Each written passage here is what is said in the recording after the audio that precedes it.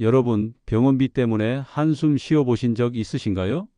진료를 받고 나온 뒤 영수증에 찍힌 금액을 보고 깜짝 놀라며 앞으로 이 돈을 어떻게 감당하지? 하고 걱정하신 분들 많으실 겁니다. 특히 암이나 희귀질환처럼 치료가 장기적으로 이어져야 하는 경우 매달 수십만 원에서 수백만 원까지 들어가니까 그 부담은 정말 폭탄처럼 다가오죠. 그런데 놀라운 사실은 이 병원비 폭탄을 막아주는 제도가 우리나라에 있다는 겁니다. 더 놀라운 건 이 제도를 아는 사람이 생각보다 많지 않다는 거예요. 병원에서도 자세히 알려주지 않는 경우가 많고 가족이나 주변에서도 입소문이 잘 안 퍼져서 결국 모르는 사람만 큰돈을 내고 손해를 보게 됩니다. 오늘은 바로 이 산정특례제도, 치료비 부담을 95%까지 줄여줄 수 있는 제도를 누구나 이해할 수 있도록 쉽게 풀어드리겠습니다. 암 진단을 받았다고 생각해 보세요. 제일 먼저 드는 걱정은 내가 살 수 있을까? 겠지만 곧이어 현실적인 고민이 밀려옵니다. 바로 앞으로의 치료비를 어떻게 감당하지? 라는 문제입니다. 실제로 많은 환자분들이 이렇게 말씀하십니다. 몸이 아픈 것도 서러운데 돈 때문에 더 힘들어요.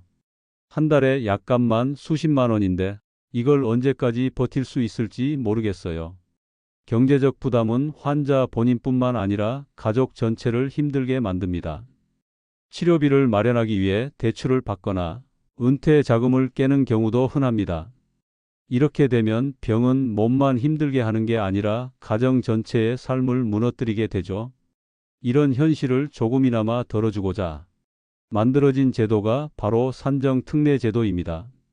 산정특례제도는 중증질환 환자의 치료비 부담을 크게 줄여주는 건강보험 제도입니다.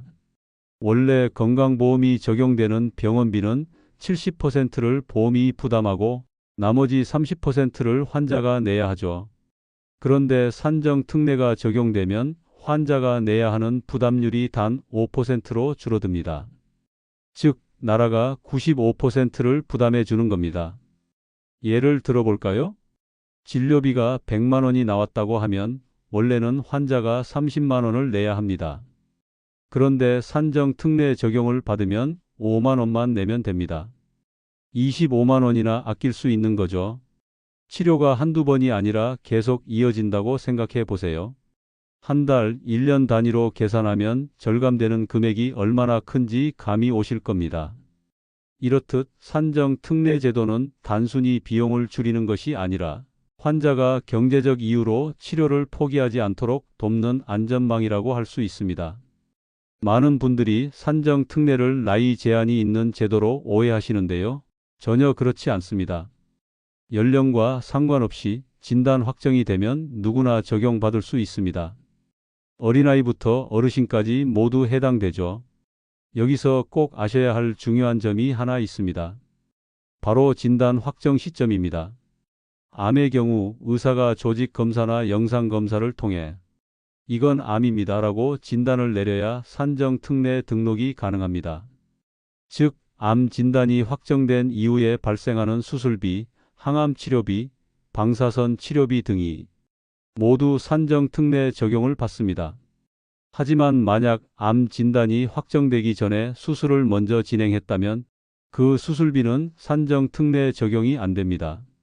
예를 들어 설명드릴게요. 폐에 종양이 있어서 수술을 했는데 조직 검사 결과 수술 후에야 암으로 확정되었다고 하면 그 수술비는 일반 진료비로 계산돼서 30%를 본인이 내야 합니다. 하지만 이후 암 확정 진단을 받은 뒤 이어지는 항암 치료나 재수술, 방사선 치료 등은 산정특례 5% 본인 부담으로 바뀌게 되는 거죠. 그래서 암이 의심되는 상황에서는 진단 확정 절차, 산정특례 등록 이후 치료 진행 순서를 지키는 게 중요합니다. 이 부분을 몰라서 혜택을 놓치시는 분들이 생각보다 많습니다. 좋은 제도라는데 그럼 신청은 어떻게 하나요? 라는 궁금증이 생기실 겁니다. 방법은 간단합니다. 진단을 받은 병원의 원무과에서 의사 진단서를 토대로 산정특례 등록 신청을 하면 됩니다. 병원에서 안내를 해주기도 하고 혹시 누락되더라도 본인이 직접 요청할 수 있습니다. 여기에 추가로 암 환자의 경우는 의사가 암 진단을 확정하면 곧바로 원무과에서 산정 특례 등록 절차를 진행해 줍니다. 등록이 완료된 이후부터 발생하는 모든 치료비가 적용 대상이 되는 거죠. 따라서 환자분이나 가족분들은 내가 산정 특례 등록이 됐는지, 진단 확정이 언제였는지를 꼭 확인하셔야 합니다. 간혹 진단 시점과 수술 시점이 엇갈려서 본인이 당연히 적용될 거라 믿었는데 나중에 보니 수술비가 전액 일반 진료비로 청구된 경우가 있습니다.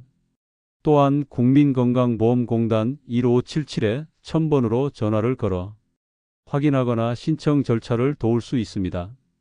처음 등록하면 기본 5년간 적용이 되고 그 이후에도 치료가 계속 필요하다면 연장 신청을 통해 혜택을 이어갈 수 있습니다.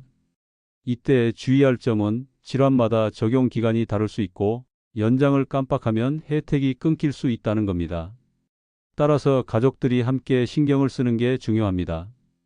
병원 기록만 믿고 있지 말고 스스로 챙기는 습관이 필요하죠. 실제 환자분 사례를 들어보겠습니다. 60대 암 환자 A씨는 처음 치료를 시작했을 때 매달 약값과 치료비로 300만 원 이상을 냈습니다. 정기검진, 항암제, 주사치료가 이어지면서 가게는 점점 무너져갔고 가족들은 생활비까지 줄여야 했습니다. 그러던 중 산정 특례 제도를 알게 되어 등록하게 되었습니다. 그 결과 매달 내던 300만 원의 치료비가 15만 원으로 줄어들었습니다. 가족은 눈물을 흘리며 이제 숨통이 트였다고 말했습니다. 치료를 포기할까 고민했던 상황에서 다시 희망을 가질 수 있었던 거죠. 이처럼 산정 특례 제도는 단순히 돈을 아끼는 제도가 아니라 환자와 가족의 삶을 지켜주는 제도라고 할 수 있습니다. 좋은 제도지만 몇 가지 주의할 점이 있습니다. 첫째, 비급여 항목은 적용되지 않는다는 겁니다. 건강보험이 적용되지 않는 고가의 신약이나 특수검사비는 환자가 그대로 부담해야 합니다. 따라서 치료 계획을 세울 때 의료진과 비용을 미리 상담하는 게 중요합니다. 둘째, 기간 관리가 필요하다는 점입니다. 앞서 말씀드렸듯이 최초 5년간 적용되는데 이후에도 치료가 필요하면 연장을 신청해야 합니다. 그런데 환자분들이 모르고 지나쳐서 혜택이 끊기는 경우가 종종 있습니다. 꼭 본인이나 가족이 챙기셔야 합니다. 셋째, 모르면 손해다는 겁니다. 병원에서 자세히 안내하지 않거나 환자가 직접 챙기지 않으면 혜택을 못 받는 경우가 많습니다. 그래서 이런 정보를 아는 것이 바로 돈 버는 것과 다름없습니다. 여러분, 아픈 것도 힘든데 치료비 때문에 더 고통받는 건 너무 가혹하지 않습니까? 몸이 아픈 것만으로도 충분히 힘든데 돈 문제 때문에 치료를 포기해야 한다면 얼마나 서러운 일일까요? 산정 특례 제도는 바로 그런 환자분들을 돕기 위해 만들어진 제도입니다. 그런데 안타깝게도 많은 분들이 이 사실을 모릅니다. 몰라서 더 큰 돈을 내고 몰라서 치료를 포기하는 분들이 있다는 겁니다. 혹시 가족 중에, 지인 중에 암이나 희귀질환, 중증질환으로 고생하시는 분이 계시다면 오늘 들으신 이 내용을 꼭 알려주세요. 누군가에게는 이 제도가 삶을 이어갈 수 있는 희망의 끈이 될 수 있습니다. 오늘 영상이 도움이 되셨다면 구독과 좋아요 부탁드립니다. 앞으로도 우리 집 건강지킴이가 여러분께 꼭 필요한 건강정보와 생활 팁, 누구도 쉽게 알려주지 않는 꿀팁들을 전해드리겠습니다.